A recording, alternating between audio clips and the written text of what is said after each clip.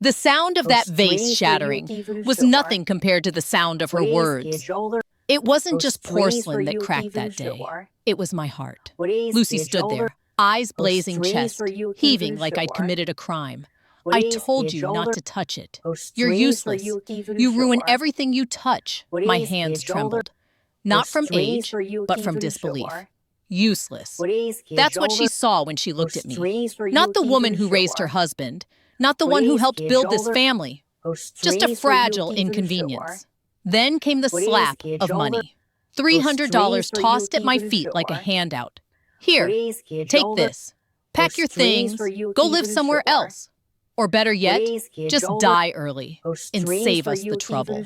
My son Ethan stood behind her silent, his eyes glued to the floor. The same boy who once cried when he scraped his knee now couldn't even look at his mother bleeding inside.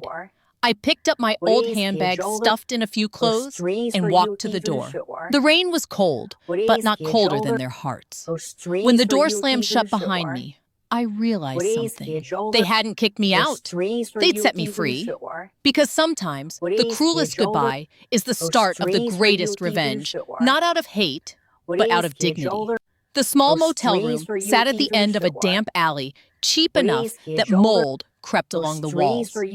Helen perched on the edge of the bed, a single worn suitcase beside her, all that remained of 40 years of her life. Outside, rain drummed steadily on the tin roof, echoing the throb of her aching heart. The words, "Go die," already still rang in her ears, sharp as a knife, twisting in her chest. Helen closed her eyes. Each tear summoned a memory. She had worked triple shifts to pay off Ethan's debts. She'd carried heavy baskets to the market, saving every coin to buy the very house that now cast her out. She had stayed up countless nights to care for her grandchild, while her daughter-in-law attended glamorous parties. Every act of love, every sacrifice, all reduced to a single cruel sentence. Her hands trembled, fists clenching with fury. If they think I'm useless, then I'll show them how strong I can be. She wiped her tears, inhaled deeply, and reached for a tattered notebook. Inside were the faded words of her late husband, Robert. Never let anyone define your worth. This wasn't the end. It was the beginning, the moment she chose to rise, not as a victim, but as a woman reclaiming her dignity. The next morning, sunlight crept through the cracked blinds, casting a pale glow on her suitcase. Helen unzipped it slowly, and with it reopened the past. Beneath folded clothes lay a sealed plastic folder labeled Ethan Company, investment documents. Her breath caught as she sifted through page after page, her name printed clearly on old contracts, partnership agreements, and bank transfers. She hadn't just supported her son with love. She had financed his success, invested her savings, even pledged her retirement funds to build his company. A memory stirred Robert's frail hand, squeezing hers in his final days. I've arranged everything, Helen. If one day the world turns against you, find Harrison. He'll know what to do. Harrison, Robert's longtime attorney, the man who drafted their wills, guided every major decision. Helen felt a spark of purpose. Those documents, her name, her proof, they weren't just papers. They were her voice, buried under years of silence. She wrapped the files in her scarf, slipped them into her worn handbag, and stepped out into the bright morning. Her steps were small, but steady, her gaze unwavering. If fate tests me with humiliation, she whispered, I'll answer with wisdom. The city bus rattled toward downtown, and for the first time in years, Helen felt she was heading somewhere that truly mattered toward truth. Harrison's office still smelled of old wood and tobacco, the scent of solemn promises. The elderly lawyer looked up surprised, flickering behind his glasses. Helen, my goodness, I thought you were still living with Ethan. She gave a bitter smile. If Robert knew how they treated me. As she spoke, Harrison's face hardened. He opened a drawer and pulled out a thick folder stamped confidential. Your husband foresaw this. According to his final will, you're the primary heir, 70% of all assets, plus the family home. Ethan's inheritance was conditional. He must treat you kindly and with respect after Robert's death. Helen froze. Conditional, yes. And by throwing you out, insulting you, he's violated that clause. Legally, Ethan's share is now void. The room fell silent. Helen reached out, fingertips trembling, as they brushed Robert's familiar signature. Robert, you knew all along. Her tears fell not from grief, but awakening. The man she had loved had seen the storm coming and quietly built her shelter long before it struck. Harrison slid a certified copy across the table. This makes you the rightful owner, Helen. Not a beggar, not a burden, the lawful head of this estate. Helen straightened eyes, gleaming through tears. If my son tried to crush my dignity with money, then I'll restore it with justice. The quiet resolve in her voice filled the room. For the first time in days, she felt not abandoned, but armed. And this time, she wasn't walking away in tears. She was walking back to reclaim what was hers. The next morning, Helen stood before the glass doors of the First National Bank, the same bank where she'd once deposited every paycheck to support Ethan's dreams. This time, she wasn't here as a mother. She was here as an owner. Inside, the young clerk greeted her with a practiced smile. Good morning, ma'am. How can I help you today? Helen placed her ID and documents on the counter. I'm here to terminate all automatic transfers linked to this account and open a new one under my name only. The clerk blinked in surprise, scanning the papers. Of course, Mrs. Carter. One moment. Moments later, the branch manager, a man in his 50s, approached with quiet recognition. Helen Carter, I've known your family for years. I'm sorry for your loss. She met his gaze steady and calm. Thank you. Today, I'm not here to mourn. I'm here to begin again. As she signed each form, something inside her shifted. For years, she'd been the silent pillar behind her family's success. Now, she was the architect of her own freedom. The manager handed her the final document. All done. From now on, only you have access. Helen nodded. For the first time, she said softly, "This money truly belongs to me." She stepped outside into the crisp morning air. Sunlight broke through the clouds, warm and golden on her face. For the first time in decades, she felt weightless like a bird, no longer trapped in a gilded cage. It didn't take long for the news to reach Ethan. That evening, his car screeched to a halt in front of Helen's small apartment. Madison followed behind, clutching their daughter's hand like a prop in a courtroom. Mom. Ethan's voice trembled with barely contained anger. Why did you freeze the transfers? Madison's business depends on that money. Helen opened the door but didn't step aside. Your business or your dependence? Madison's tone sharpened. After everything we've done for you, this is how you repay us. Helen's eyes flicked to her granddaughter, little Sophie, peeking from behind her mother's leg. Done for me? You mean throwing me out with 300 and telling me to die? Ethan's jaw clenched. You're being dramatic. Helen took a slow breath. No, son. I'm being accurate. Madison stepped forward, voice rising. If you think you can just cut us off, you'll regret it. We have rights too. Helen's calm voice sliced through the tension. The only right you had was to show kindness. And you destroyed it. Madison scoffed. You can't survive without us. Helen smiled faintly. Watch me. Then she knelt to Sophie's level, voice soft. Your grandmother loves you, darling. Don't ever let anyone tell you otherwise. As Madison dragged the child away, Ethan lingered at the doorway, torn between guilt and pride. Mom, we can fix this. Just don't make this harder than it needs to be. Helen's voice was quiet, final. Harder. You made it impossible. I gave you everything. And today, I take back myself. She closed the door, gently locking it behind her. Not out of fear, but closure. Helen spread the documents across her small kitchen table. Each paper, a memory. Each signature, a scar. Invoices, wire transfers, investment receipts. Years of quiet support now transformed into evidence. She picked up a pen and began to list them. $20,000, Ethan's first business loan. $15,000, down payment for their house. $8,500, Private school tuition for Sophie. Every entry made her hands tremble, not from regret, but revelation. Robert's voice echoed again in her mind. If the day ever comes when kindness becomes weakness, let truth be your weapon. Helen placed the documents into a leather folder, labeling it Case Carter versus Carter. It was no longer about revenge. It was about respect. She dialed Harrison's number. Mr. Harrison, it's time. Are you sure, Helen? Once we file, there's no going back.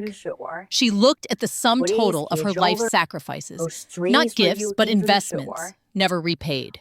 I've been walking backward for too long. It's time to move forward. Within 48 hours, Harrison had assembled the case. Together, they filed a motion to freeze Ethan's company assets under suspicion of fraudulent misappropriation. The documents spoke for themselves. Funds transferred from Helen's accounts without authorization contracts, signed under duress, false ownership claims. The following afternoon, Ethan received the court notice. Madison's voice broke through the silence of their kitchen. They froze the accounts. Everything payroll suppliers, it's all locked. Ethan's face drained of color. That's impossible. Mom wouldn't. She would, Ethan. After what you did, she would. Ethan grabbed his phone, dialing frantically. Mom, what the hell is going on? Helen's voice was steady, almost serene.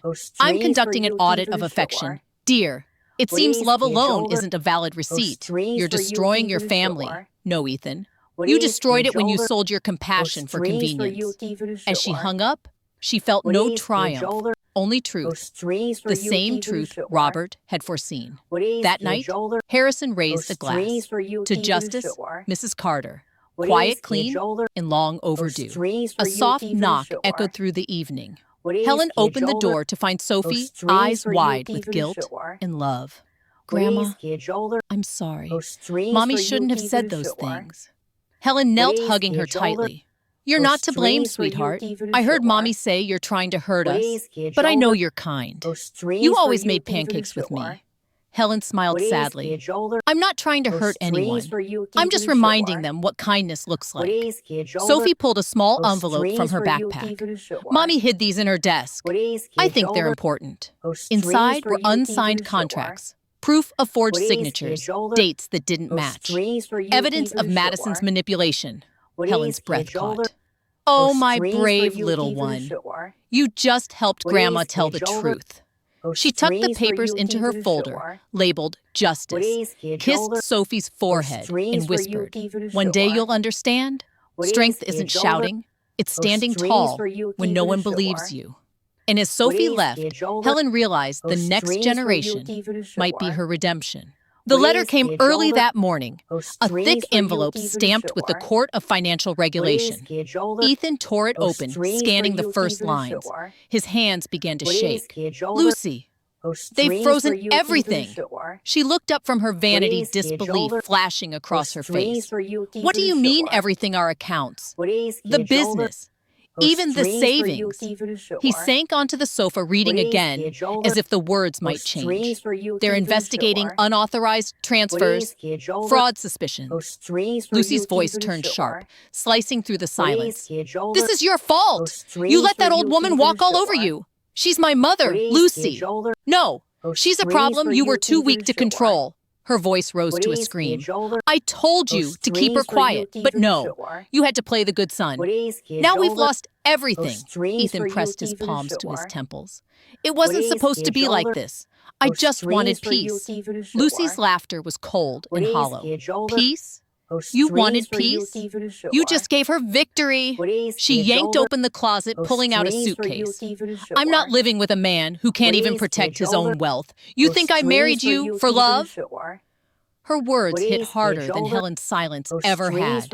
Lucy, please, don't do this. She zipped the bag shut, eyes blazing. Enjoy your new life. Broke, humiliated, and alone. Maybe your precious mother will let you sleep on her floor. As the door slammed, Ethan was left in a house, stripped bare of love, of noise, of illusion. For the first time, he understood what real poverty meant. Not empty pockets, but an empty soul. The house was quiet now, eerily so. Ethan wandered through each room, memories echoing against empty walls, laughter, birthdays, the smell of Sunday dinners his mother once cooked. In the kitchen drawer, he found it the $300 his mother had left behind, folded neatly, untouched. He picked it up slowly, staring at the faded bills like they were relics from another life. Here, she had said, that day voice trembling, "Take this. Maybe it'll buy back your kindness." He sank to his knees, clutching the money to his chest. Tears, hot, unrelenting, finally came. Not for the money, but for the man he had become. Every cruel word, every silent nod to Lucy's venom replayed in his mind like a punishment he couldn't escape. He saw his mother standing in the doorway, small and hurt, clutching her handbag, the last image before the rain swallowed her silhouette. I told her to leave. I told her to die. His voice cracked. What kind of son does that? The answer, heavy and merciless, echoed back from the hollow rooms, a lost one. That night, Ethan made his choice. He packed a small bag, not with money, but with remorse, and left the house that no longer felt like home. He didn't know where to go, only who to find. And this time, he wasn't seeking forgiveness. He was seeking redemption. The scent of fresh paint and coffee filled the Community Hope Center, a small building buzzing with quiet energy. Helen stood near the entrance, sorting donation boxes, her smile warm but distant. When the door creaked open, she turned and froze. Ethan stood there, shoulders slumped, eyes red, clutching that same envelope of $300. For a long moment, neither spoke. Then he stepped forward, voice breaking. "Mom, I'm not here for money. I'm here to start over." Her heart clenched, not with anger, but with the ache only a mother knows. He sank to his knees. "I threw you out. I let her hurt you. I hurt you. I can't undo that. But I can be better." Helen's eyes filled with tears. "Ethan, stand up." He shook his head. "I don't deserve to." "Yes, you do," she said firmly. "Because the first step to rebuilding isn't begging, it's standing." She reached for his hands, pulling him up gently. Sorrow doesn't heal the past, but it can shape the future. Ethan looked around at the volunteers, the children laughing, the walls painted with hope. "You built all this?" Helen nodded. "With what I had left, and what I finally learned I was worth." He swallowed hard. "Can I help?" She smiled faintly. "You can start by showing up every day. Not for me, for yourself, in that humble hall amidst boxes of canned food and folded clothes. A mother and son began rebuilding something no amount of money could buy trust. The courtroom was packed, journalists, lawyers, curious onlookers. At the center sat Helen calm and dignified, her hands folded atop a stack of documents that told a lifetime's story. Across from her, Ethan bowed his head. Lucy's chair was empty. Judge Whitaker adjusted his glasses, voice echoing through the chamber. "This court has reviewed the evidence, financial records, signatures, statements. It is clear that Mrs. Helen Carter is the rightful owner of 70% of Carter Holdings in the family estate." Ethan exhaled shakily. The judge continued, eyes sharp. "Furthermore, the court orders restitution of $2 million for damages and misappropriation." Gasps rippled through the room. Helen didn't gloat. She simply nodded serene. Justice, after all, wasn't about vengeance. It was about clarity. "Mr. Carter, the judge, said you will sign the transfer today." Ethan rose slowly, pen trembling, as he scribbled his name. Then he looked at his mother. "I'm sorry." The judge paused, studying him. "Son," he said gravely, "ingratitude may not be a criminal offense, but today we name it." The gavel struck wood, echoing like thunder. Case closed. Helen turned to her lawyer. "Let's go home." But this time, home wasn't a place. It was a peace she had earned. Weeks later, the Helen Carter Foundation opened its doors. Ethan stood at the reception desk, sorting files beside a group of volunteers. His suit was gone, replaced by a simple shirt, rolled sleeves, and humility. Helen walked in quietly. "You're early." He smiled faintly. "Feels good to have somewhere to be." They worked side by side, helping those who'd been cast aside, listening to stories that mirrored their own. One afternoon, an envelope arrived, divorce papers. Lucy had filed to end the marriage. She wanted custody, but the court ruled otherwise. Sophie would stay with Ethan under Helen's roof. When Ethan showed her the papers, Helen simply said, "You lost your wife and your wealth, but maybe, son, you finally found yourself." He looked at her eyes glistening. "Do you forgive me?" Helen placed a hand on his shoulder. Forgiveness isn't forgetting Ethan. It's choosing to build again with wisdom. Together, they stepped outside into the sunlight, where Sophie waited with a smile and 2 cups of lemonade. For the first time in years, their laughter filled the air, not from wealth, not from pride, but from grace. The new building stood on the corner of Maple and 3rd Bright, clean and filled with sunlight. Above the doors, golden letters spelled out, Grace Haven, a name Helen chose not for charity, but for restoration. Reporters gathered as she gave her opening speech. "I was once told I was useless, that I should disappear. But today, I stand here to say no one who gave life, love, and years of sacrifice is ever useless. Grace Haven is for every mother, every father who was cast aside when love turned into cruelty." Inside, volunteers bustled around setting up chairs, distributing pamphlets, organizing the day's workshops. Grace Haven wasn't just a shelter, it was a mission. There was a counseling room where seniors could talk without fear, a legal aid center, offering free consultations and weekly classes, teaching older adults how to protect their finances and rights. Helen walked through each room with quiet pride. Every detail was intentional, every wall painted with hope. In the small accounting office, Ethan sat behind a laptop, sleeves rolled up, crunching numbers. "Budget report ready." "Mom," he said, voice steady, eyes humble. Helen smiled. "You don't have to call me Mom here. You're part of the team." He looked up, smiling faintly. "Then the team's lucky to have you." As the first group of elderly clients arrived, some clutching bruised arms, others broken hearts, Helen greeted them one by one. "You're safe now," she whispered to an old man trembling at the door. "No one will silence you again."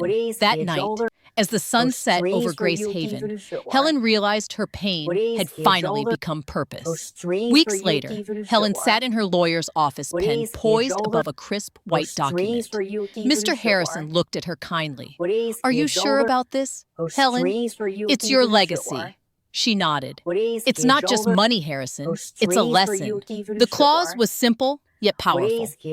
"I, Helen Carter, hereby transfer all properties, investments, and holdings to my granddaughter Lily Carter under one condition, that she uses these resources to help others, not to flaunt wealth."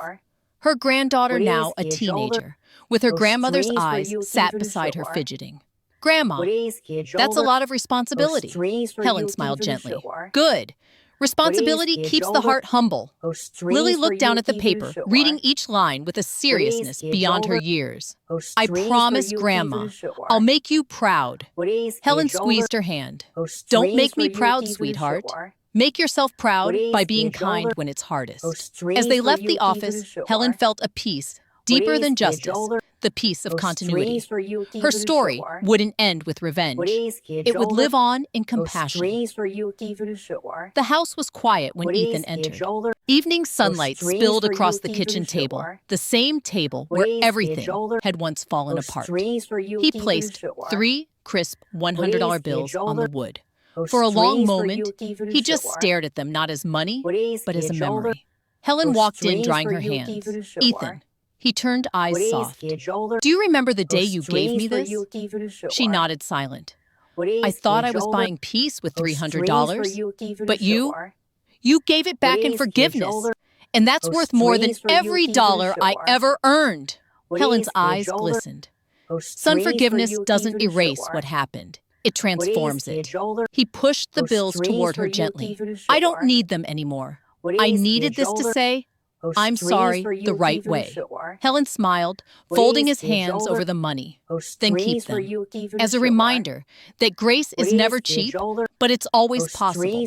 They stood there together, mother and son, no wealth between them, no walls, only love, rebuilt from ashes.